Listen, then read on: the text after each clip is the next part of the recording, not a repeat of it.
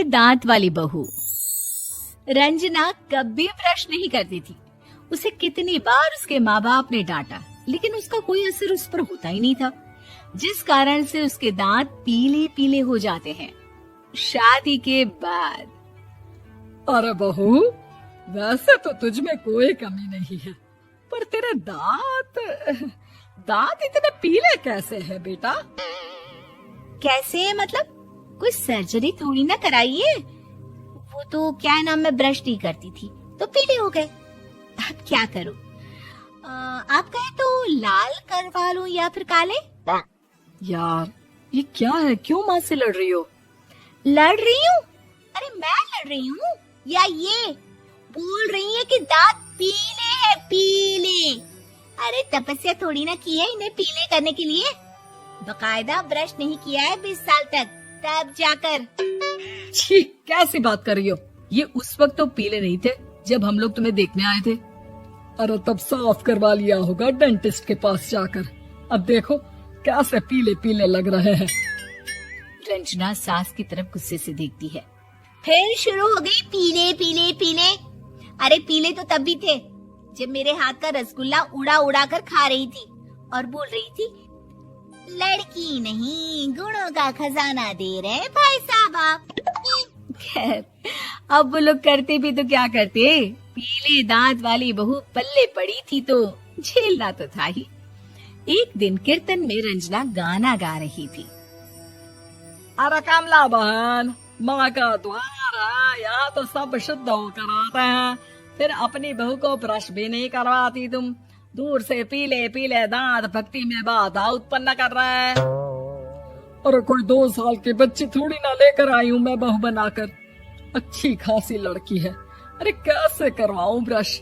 ये तो उसे खुद करना चाहिए ना। अब माँ बाप तो इसके जैसे तैसे निपटा दिए, ये नहीं सोचा कि सास कैसे संभालेगी। सास बहू को लेकर घर आ जाती है, लेकिन सोच लेती है कि अब इसे लेकर कहीं नहीं जाएगी। अगले रोज बहू कहती है, अरे क्या हो गया, मंदिर नहीं जाना क्या? कीर्तन का वक्त हो रहा है।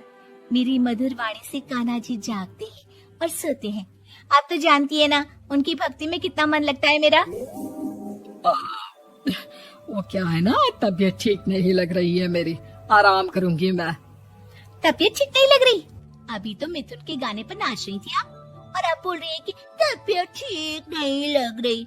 अरे भक्ति में मन लगा लो सासू माँ, ऊपर जाना है, क्या मुंह दिखाओगी आप? हाँ? सास को बहू की बात पर गुस्सा आ जाता है। मैं क्या मुंह दिखाऊंगी, इसकी चिंता तो ना कर, समझी? अपने मुंह की चिंता कर, जो ये पीले पीले दांत लेकर हर जगह पहुंच जाती है। पता है लोग कितना मजाक बनाते हैं। ना जी ना, मैं नहीं जाना कहीं तेरे साथ। तो ये बात है। कोई ना, मत जाओ, मैं अपने कमरे में ही बैठकर भक्ति कर लूंगी। ऊपर वाला दांत थोड़ी ना देखता है, मन देखता है, भावना देखता है। और अरे बस बस, तू सब कुछ दिखा, बस ये सफेद चमकदार दांत ना दिखाना किसी को, है? जा यहाँ से।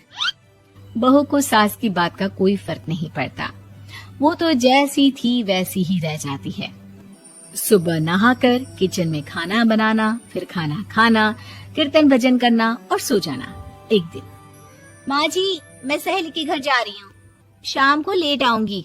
हाँ हाँ, तो जाना, मैंने कौन सा तेरी आरती करनी है घर पर बैठकर। रंजना सहेली के घर जाती है, जहाँ वो पार्टी में जाने की तैयारी कर रही होती है।